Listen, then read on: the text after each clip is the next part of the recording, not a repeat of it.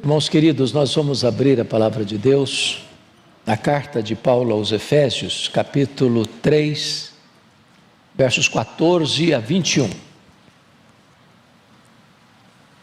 Efésios capítulo 3, versos 14 a 21.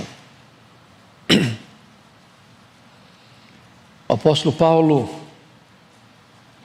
escreve, e ao escrever ele relata a sua própria oração, quando diz assim: por esta causa me ponho de joelhos diante do Pai, de quem toma o nome toda a família, tanto no céu como sobre a terra, para que segundo a riqueza da sua glória vos conceda que sejais fortalecidos com poder, mediante o seu Espírito no homem interior, e assim habite Cristo no vosso coração pela fé, estando vós arraigados e alicerçados em amor, a fim de poderdes compreender com todos os santos qual é a largura e o comprimento e a altura e a profundidade, e conhecer o amor de Cristo que excede todo o entendimento, para que sejais tomados de toda a plenitude de Deus.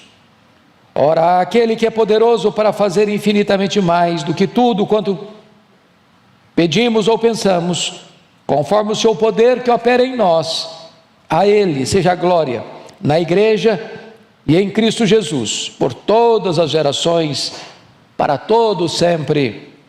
Amém. Amém. Eu quero conversar com vocês hoje sobre o tema: a oração mais ousada da história. A oração mais ousada da história. Quando você lê o livro de Atos dos Apóstolos, 3 igrejas se destacam. Primeiro, a igreja de Jerusalém. Segundo, a igreja de Antioquia da Síria. Terceiro, a igreja de Éfeso. A igreja de Jerusalém foi a igreja mãe. A igreja de Antioquia foi a primeira igreja missionária, que levanta os olhos e quer cumprir a grande comissão até os confins da terra. A igreja de Éfeso suplanta as duas primeiras no que tange ao avanço missionário, porque foi ali que Paulo experimentou um grande reavivamento espiritual, a ponto de uma cidade sede do templo da deusa Diana e do culto ao imperador ser totalmente tomada pelo poder da palavra de Deus, a ponto da palavra de Deus prevalecer. Igreja que vai plantar igrejas em toda a província da Ásia Menor. Igreja que vai ser pastoreada depois de Paulo por Timóteo e mais tarde pelo apóstolo João. O apóstolo Paulo, depois que saiu desta cidade, onde deixa uma igreja vibrante, no meio de tantas lutas e perseguições, ao ser preso em Jerusalém, ao ser transferido para Cesareia e ser enviado para Roma, nessa primeira prisão em Roma, ele escreve esta carta, conhecida como a rainha das cartas de Paulo, talvez a mais relevante carta sobre a doutrina da igreja em todo o Novo Testamento. E nesta carta o apóstolo Paulo vai fazer 2 orações. A primeira delas relatada no capítulo 1, versos 15 a 23, onde ele pede a Deus iluminação para entendermos 3 coisas. Primeiro, para entendermos, vejam vocês comigo, no versículo de número 18, a esperança do nosso chamamento. Segundo, a riqueza da glória da sua herança nos santos.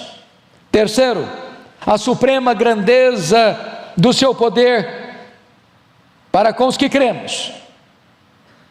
Ele está pedindo que Deus abra os nossos olhos para entendermos isso, ilumine os nossos olhos para compreendermos isso, nosso chamamento, a nossa herança e o poder que está à nossa disposição. Mas nessa segunda oração, a que acabamos de ler, capítulo 3, versos 14 a 21, ele pede a Deus agora capacitação, poder.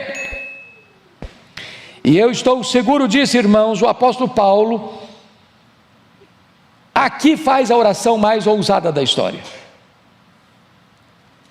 Paulo aqui se põe de joelhos e alcança o pináculo da sua teologia.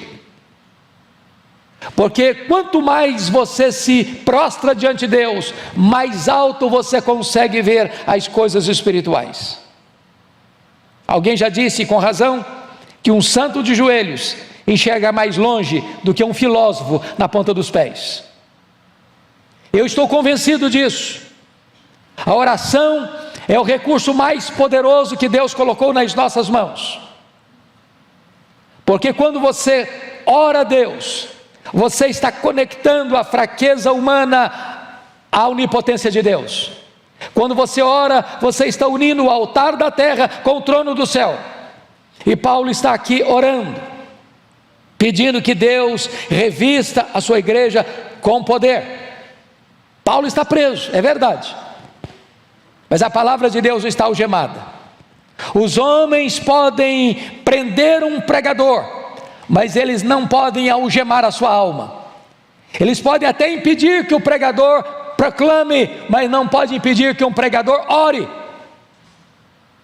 Porque ainda que os seus lábios sejam silenciados, a sua alma geme, a sua alma clama, a sua alma grita por Deus, e Deus escuta gemidos, e Deus escuta o silêncio, e Deus escuta a oração. Então, eu gostaria que vocês olhassem comigo esta oração que eu chamo de a oração mais ousada da história. É curioso que Paulo, mesmo preso, mesmo algemado em Roma, nesta oração, ele não faz nenhum pedido de coisas terrenas, materiais, circunstanciais. Ele podia pedir soltura da sua prisão. Ele era um homem enfermo, ele podia pedir cura para a sua enfermidade. Ele era um homem cheio de cicatrizes, enfrentando lutas, porque nesta prisão, ele escreve uma segunda carta a Filemon, onde ele vai dizer que ele era um velho, abandonado, enfrentando acusações levianas. Ele podia pedir para Deus sair em sua defesa, para que a sua reputação não ficasse manchada, mas ele não faz nenhum desses pedidos. Ele foca a sua oração especificamente pedindo a Deus capacitação de poder. Então eu gostaria que nós, com o texto aberto, pudéssemos olhar essa oração. Primeiro, vamos ver o preâmbulo desta oração.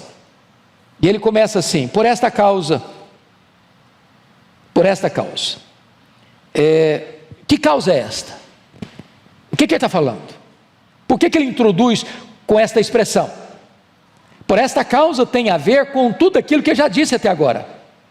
No capítulo 1 ele prova que a salvação é uma obra de Deus, quando Deus o Pai nos elegeu antes da fundação do mundo para sermos santos e irrepreensíveis. No capítulo 1 ele diz que nós fomos redimidos pelo sangue de Cristo e fomos adotados na família de Deus. No capítulo 1 ele vai dizer que o Espírito Santo nos foi dado, e o Espírito Santo nos selou, e o Espírito Santo nos foi dado com penhor, dizendo que Deus vai completar essa obra que começou em nós. No capítulo 2 ele vai provar que esta redenção que Deus planejou na eternidade foi executada por Jesus Cristo no tempo. Nós estávamos mortos e Ele nos deu vida. Nós estávamos arruinados e Ele nos fez assentar nos lugares celestiais, acima de todo o principado e potestade. Nós estávamos perdidos e Ele nos salvou por sua graça. E Ele no capítulo 2 ainda mostra que judeus e gentios foram estreitados num só povo, numa só família, de tal maneira que o muro que separava foi quebrado, e agora somos uma só igreja, judeus e gentios servindo ao Deus vivo. No capítulo 3 ainda, ele vai mostrar que o grande mistério de Deus, oculto das gerações, está agora revelado, que Deus forma de judeus e gentios um só povo, uma só igreja, um só rebanho, uma só família. E agora ele vai orar, pedindo esta capacitação. Por esta causa ele diz: eu me ponho de joelhos. O judeu costumava orar de pé, mas Paulo aqui por esta causa se põe de joelhos. Ele está tão extasiado com o plano da redenção, com a obra de Deus, que ele não tem outra postura a não ser se curvar diante desse Deus. E agora, ele vai mostrar a motivação desta oração. Ele diz: me coloco de joelhos diante do Pai, de quem toma o nome toda a família, tanto no céu como sobre a terra. Vamos entender isso aqui, irmãos. A igreja é a família de Deus. Ainda que você tenha passado uma luta tão grande a ponto da sua família ter rejeitado você, você pertence a uma família onde não existe rejeição. O que Paulo está dizendo aqui é que a igreja do céu e a igreja da terra é uma igreja só. Aqui militante, lá triunfante. Aqui imperfeita, lá aperfeiçoada e glorificada. Então preste bem atenção nisso. A igreja tem identidade, e a identidade da igreja é o seu Pai. Lá no céu e aqui na terra, somos a mesma igreja que tem como identidade o nosso Pai. Ele toma o nome, toda a família, é a família de Deus aqui na terra, é a família de Deus lá no céu, é a família militante, é a família triunfante, é a igreja na terra, é a igreja no céu. Todos nós estamos todos conectados por esta mesma identidade, chamamos Deus de nosso Pai. E agora, chega no verso 16, o apóstolo Paulo vai mostrar a sua audácia, ao fazer a seguinte colocação: para que, segundo a riqueza da sua glória, vos conceda que sejais fortalecidos com poder, mediante o seu Espírito, no homem interior. O que ele está pedindo aqui? Para que Deus, segundo a riqueza da sua glória, conceda o que ele vai pedir. Mas o que é glória de Deus? Glória de Deus não é um atributo de Deus. Deus tem muitos atributos, muitas qualidades. Deus tem qualidades que só Ele tem, e Ele não distribuiu essas qualidades nem com os anjos, nem com os homens. Nós chamamos na teologia esses atributos de Deus de atributos incomunicáveis. Deus não comunica, não comunicou, não comunica e nem vai comunicar. Tem coisas que só Deus tem, atributos que só Deus os tem. Por exemplo, só Deus é autoexistente, só Deus é imenso, só Deus é infinito, só Deus é eterno, só Deus é imutável, só Deus é onipotente, só Deus é onisciente, só Deus é onipresente, só Deus é transcendente, só Deus é soberano. Há atributos que Ele distribuiu, comunicou a nós. Deus é amor, e nós podemos amar. Foi o sermão que nós ouvimos hoje às 8 horas da manhã. Deus é bom, e nós podemos também desenvolver bondade. Barnabé foi um homem bom. Deus é justo, e Deus requer de nós justiça. Deus é misericordioso, e nós temos que ser misericordiosos. O que Paulo está orando é para que Deus reúna todos os atributos que Ele tem, os comunicáveis e os não comunicáveis, para que, segundo a riqueza da sua glória, e glória é toda manifestação do ser de Deus, é todo o refulgir da glória e dos atributos de Deus. Tudo que tu és, tudo que tu tens, use na resposta a esta oração que eu vou te fazer. É isso que ele está falando. Para que, segundo a riqueza da tua glória. Agora nós vamos entender quais são, ou qual é o conteúdo deste pedido que Paulo vai fazer. E o pedido dele tem 5 aspectos. Primeiro aspecto, o que ele suplica?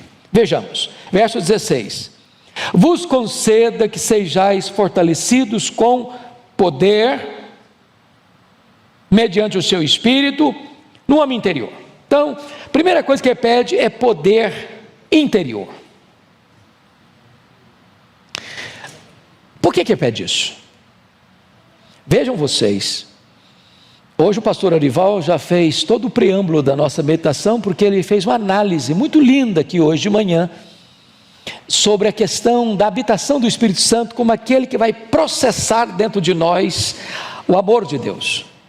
E ele diz o seguinte: para que vos conceda que sejais fortalecidos com poder, mediante o seu Espírito, no homem interior. Todo crente salvo, claro, tem o Espírito Santo. Tem o Espírito Santo residente. Quem não tem o Espírito Santo, esse tal não é dele. Ninguém pode dizer Senhor Jesus, senão pelo Espírito Santo. Então todo salvo tem o Espírito Santo. Mas nem todo salvo que tem o Espírito Santo presente, tem o Espírito Santo presidente. Nem todo salvo que é habitado pelo Espírito Santo, está cheio do Espírito Santo. Nem todo crente, em quem o Espírito Santo habita, está revestido com o poder do Espírito. E Paulo está orando para que você e eu sejamos revestidos por esse poder. Que poder? É o poder que vem mediante o Espírito Santo. É Ele quem aplica, Ele quem dá o poder, Ele quem processa esse poder, Ele quem capacita. Mas onde? No homem interior. No homem interior. No homem interior. E se você parar para perceber, a vida cristã é uma vida de poder. O Espírito Santo veio trazer poder. O reino de Deus é poder. A palavra de Deus é poderosa. O Espírito Santo veio para trazer poder. Em outras palavras, o projeto de Deus é que um crente não seja fraco, vivendo uma vida medíocre, rasa, pobre, infrutífera, insossa. Não, o projeto de Deus é nos capacitar com este poder. Aliás, quando eu vejo o livro de Atos, que relata a história da igreja primitiva, há 59 referências ao Espírito Santo no livro de Atos. 59. E boa parte dessas referências, irmãos, tem a ver com este projeto de Deus, você ser capacitado com poder, ser capacitado com poder, ser capacitado com poder, poder para viver uma vida de santidade, poder para obedecer, poder para glorificar a Deus, poder para honrar a Deus, poder para viver uma vida digna, poder para pregar a palavra, poder para vencer o diabo, para vencer o mundo, para vencer o pecado. Paulo está dizendo: Deus, eu preciso desse poder, derrama esse poder sobre a tua igreja. Mas ele vai explicar um pouco melhor como é que isso funciona. Olha vocês, no versículo 17, que ele diz assim: e assim habite Cristo no vosso coração pela fé. Eu quero chamar a sua atenção para esta expressão: e assim habite Cristo no vosso coração pela fé. Você precisa do poder do Espírito Santo agindo no seu homem interior, para que você compreenda a implicação de Cristo habitar no seu coração pela fé. Porque a palavra, o segredo está aqui na palavra habitar. Existem duas palavras na língua grega para habitar. A palavra primeira é a palavra paroikel, é habitar como estrangeiro, temporário. Você vai para um hotel, está fazendo uma viagem, a negócio, a lazer ou de férias, e você habita ali, uma noite, 2 noites, 3 pernoites. Mas ali não é a sua morada permanente. Você não vai ficar ali a vida toda. Você vai passar por ali, vai cumprir a sua agenda ali e volta para sua casa. Esse habitar temporário é paroikel.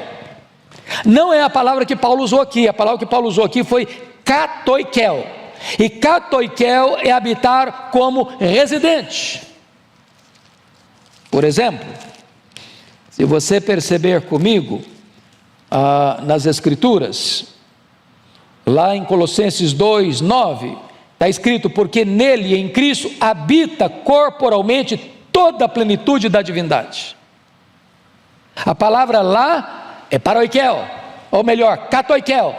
Habitar, a divindade habita em Cristo sempre, sempre. Nunca houve um momento que ele disse: não, eu não sou Deus. Mesmo quando ele encarnou, ele continuou sendo Deus. Ele não deixou de lado a divindade quando se encarnou, e ele não deixou a humanidade quando ele voltou para o céu como Deus. A ideia aqui, irmãos, é esta: Cristo habita no seu coração como um viajante que fica num hotel, ou como um morador permanente. Quando você habita como dono da casa, você limpa a casa, você reforma a casa, Você muda os móveis da casa. Você faz como Neemias, pega os móveis de Tobias e joga fora. Você é o dono, você tem todas as chaves. Você tem o domínio, você tem o controle, você tem a posse, você tem o uso, você tem a autoridade. A grande pergunta que eu faço aos meus irmãos nesta manhã é essa: você já entregou todas as chaves da sua vida para Jesus? Existe alguma área da sua vida que ainda não está debaixo do governo de Jesus? Na sua vida pessoal, na sua vida sentimental, na sua vida sexual, na sua vida financeira, no seu relacionamento conjugal, no seu relacionamento com seus pais, no relacionamento com seus filhos. Você já colocou Jesus para comandar essa casa? Essa é a ideia. Preste bem atenção. Às vezes a gente pensa em poder como uma coisa etérea, ou pensa em poder como uma coisa assim, sobrenatural, ou um milagre que aconteceu, acabou de acontecer aqui, todo mundo está pasmo. Paulo está dizendo que esse revestimento de poder tem coisas práticas.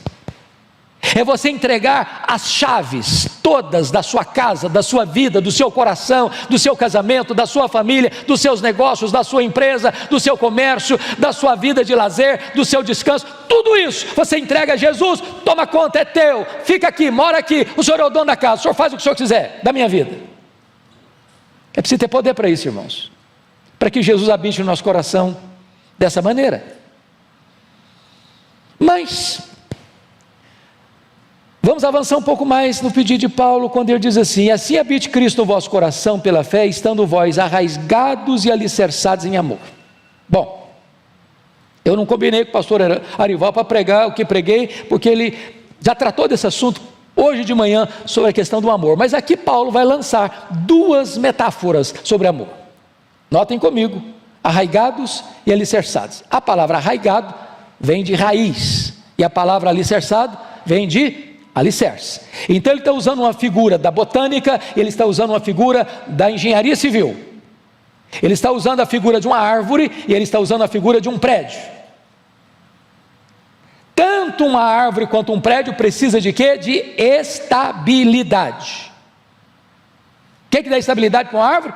Suas raízes. O que dá estabilidade para um prédio? Seu alicerce. Se uma árvore não tiver raiz, quando passa o vendaval, ela tomba. Se um prédio não tiver um alicerce saudável e bom, e se o engenheiro errou nos cálculos, quando vem um problema mais grave, o prédio entra em colapso. O que Paulo está dizendo? Como é que você sabe que Jesus habita no seu coração? Como é que você sabe que Jesus não é apenas um morador temporário, mas é o dono da casa? É se você ama. Mas como é que você sabe que você ama? É se quando vem os problemas da vida, você permanece de pé. Porque amar quem ama você, até o ateu consegue fazer isso. Ele não conhece a Deus, ele não respeita a Deus, ele não tem nenhum relacionamento com Deus. E um ateu ama seu pai, ama sua mãe, ama sua mulher, ama seus filhos, ama seu esposo, ama os bons vizinhos. Isso é natural. Agora, quando você enfrenta uma tempestade de assassinato de reputação, quando você enfrenta uma tempestade de críticas injustas e desairosas,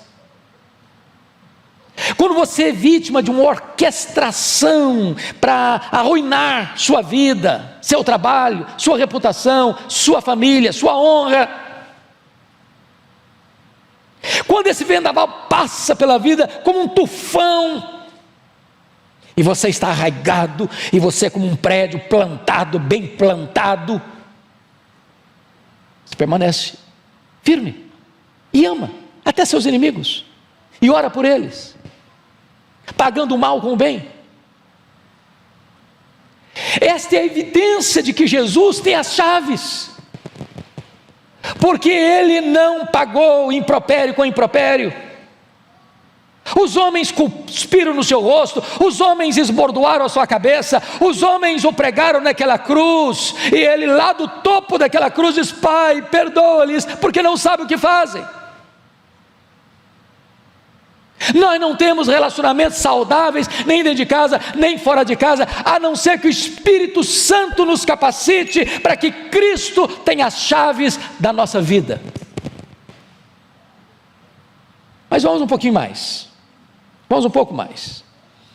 Quando você compreende que o amor é a essência da vida cristã, porque é a virtude mais importante, é superior aos dons espirituais, é a evidência de que você é uma pessoa salva, é a prova de que você é um discípulo, é a única condição que Jesus exigiu, por exemplo, para você ser restaurado para a obra dele. Quando perguntou para Pedro: você me ama, Pedro? Então, pode pastorear minhas ovelhas. Aí você vai perceber que Paulo vai avançar um pouco mais e dizer o seguinte, veja comigo, por gentileza, o versículo 18: a fim de poderdes compreender com todos os santos qual é a largura e o comprimento e a altura e a profundidade, e conhecer o amor de Cristo. E aí você vai começar a entender algo sublime aqui. Primeiro, notem vocês, não tem possibilidade de você ser um crente verdadeiro, pleno, sozinho, desigrejado, isolado, que se basta a si mesmo. Você só vai compreender essas verdades espirituais com todos os santos, na família de Deus, no rebanho de Cristo, no corpo. Não é isolado, não tem crente desigrejado, não tem crente sozinho, não tem crente só na sua casa. Você pertence a um corpo, você pertence a uma família, você é ovelha de um rebanho, tem que ser com todos os santos. Mas mais, note você que essa compreensão do amor de Cristo passa por duas ideias, porque veja comigo, no versículo 18, eles a fim de poderes compreender, mas no verso 19 ele diz: e conhecer.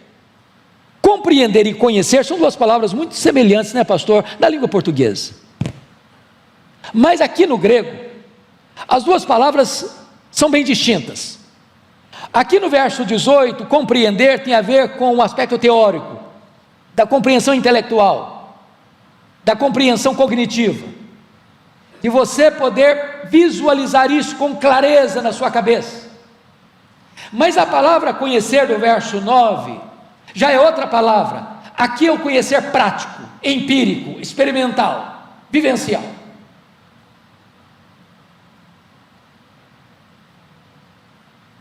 Você não conhece o amor de Cristo porque você lê um livro fenomenal, que tem todos os conceitos do que o amor de Cristo, entendi. Aí eu compreender, do verso 18. Mas esse conhecer o amor de Cristo é algo que é aqui dentro, é da sua experiência, é aquela doçura que invade o seu coração, é aquele deleite que você encontra nele, é aquele prazer que você tem em estar na presença dele, é aquela relação de dois amigos que não querem separar-se um do outro. Você quer a presença dele, você anseia por ele, você o deseja mais do que ouro e do que prata, você quer estar na presença dele, conhecer ele mais e mais, e mais e mais, e mais e mais, e quanto mais você caminha com ele, como Enoque, mais você quer caminhar. Você e eu precisamos de poder, amados, para compreendermos o amor de Cristo. Como Paulo chegou a dizer: o amor de Cristo me constrange.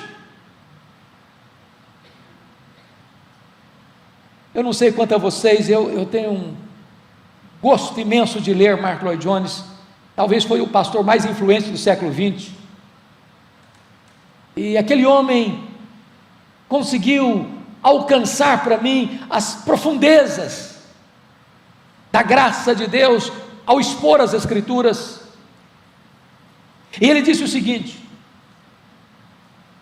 se você entende, se você medita, se você compreende, se você conhece as profundezas do amor de Cristo por você, que sendo Deus não julgou como usurpação ser igual a Deus, Ele a si mesmo se esvaziou, Ele mesmo assumiu a forma de servo, Ele voluntariamente vai para a cruz, depois de ser cuspido, esbordoado, Ele voluntariamente vai para o cadafalso da ira de Deus, que devia cair sobre nós, e sorve gota a gota aquele cálice amargo da ira de Deus no nosso lugar. Se você entende a cruz, se você compreende a cruz, e você não se emociona, você não entendeu a cruz. Se isso não mexe com você, se isso não toca você, se isso não mexe com as suas entranhas, se isso não constrange você, você não entendeu o que Ele fez por você. Ele está orando para Deus dar essa capacitação para a igreja.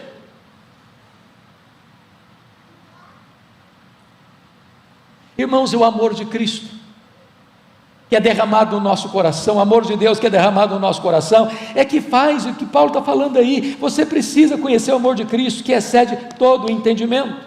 Só assim você vai entender a largura do amor de Deus, o comprimento do amor de Deus, a altura do amor de Deus, a profundidade do amor de Deus, os limites do amor de Deus, que abrange todos os homens, que abrange todos os tempos, que abrange o homem mais rico e o homem mais pobre, e que atinge o homem mais vil, jogado lá na sarjeta do pecado, e Deus o ama.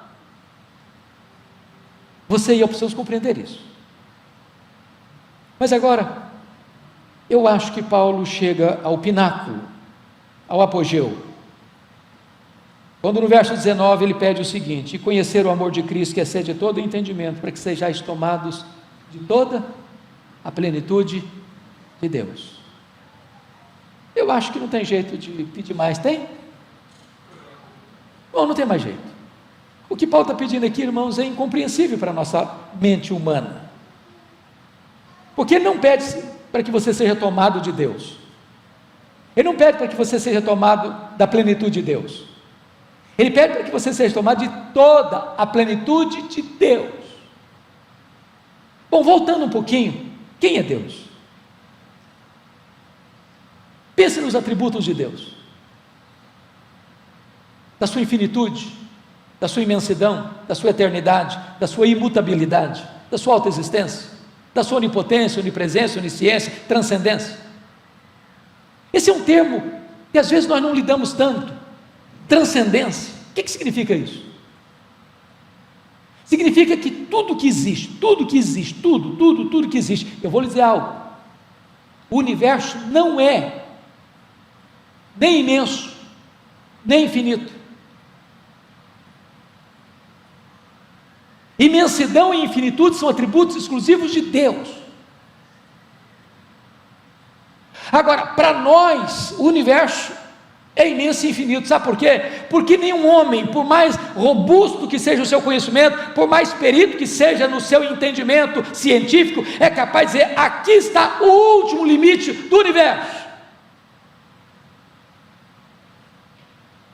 Os homens estão todo dia extasiados com a grandeza insondável do universo, calculando-se mais de 93 bilhões de anos-luz de diâmetro. Isso significa que se você voasse nessa velocidade da luz, você demoraria mais de 93 bilhões de anos para ir de uma extremidade à outra do universo. Pois Deus é maior que isso. Não há um centímetro que Ele não possa dizer: isso aqui é meu, criei isso aqui, sou dono disso aqui, estou aqui. Ele está em toda parte. E agora Paulo orando para que você e eu, frágeis vasos de barro, sejamos tomados de toda a plenitude de Deus. Sabe qual é o problema que você e eu temos? É que nós somos tentados, ou levados, ou induzidos a pensar que tudo o que Deus pode e quer fazer na nossa vida é o que nós conhecemos, já experimentamos. Irmãos, nós só estamos arranhando a superfície. Deus tem mais. Deus tem infinitamente mais para nós. Eu não sei se você tem esse hábito de ler a história dos heróis da fé.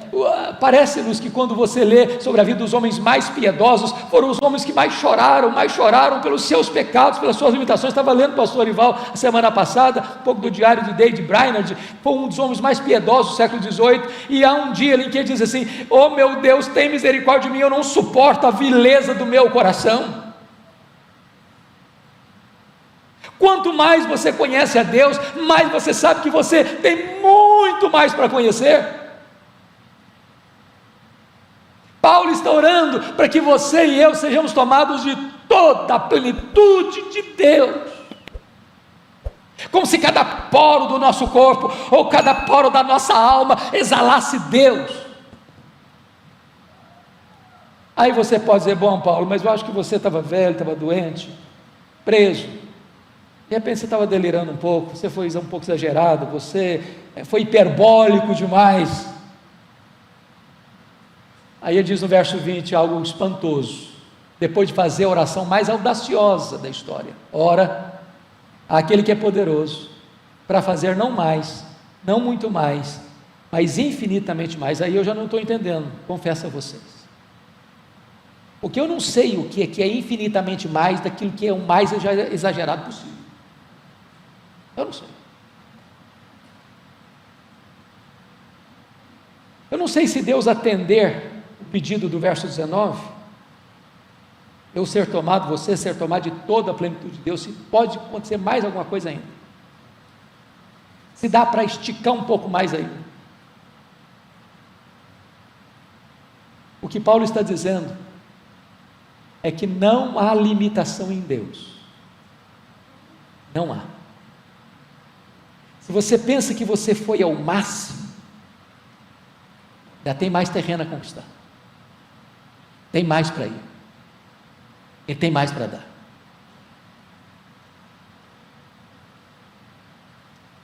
Como é que Paulo termina essa oração?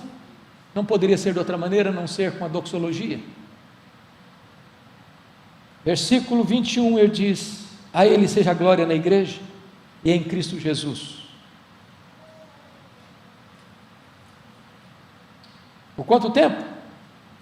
Por todas as gerações, para todo sempre. Sabe o que significa isso? Que você e eu vamos viver para sempre, e sempre, e sempre, e sempre, para exaltar este Deus. Depois que você estiver no céu, 1 milhão de anos glorificado, você ainda vai estar conhecendo esse Deus, conhecendo o amor de Deus e glorificando esse Deus.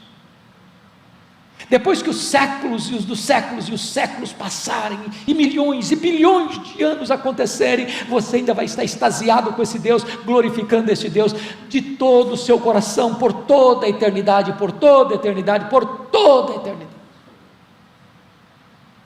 Não seria melhor em começar a ensaiar agora? Vamos ficar em pé?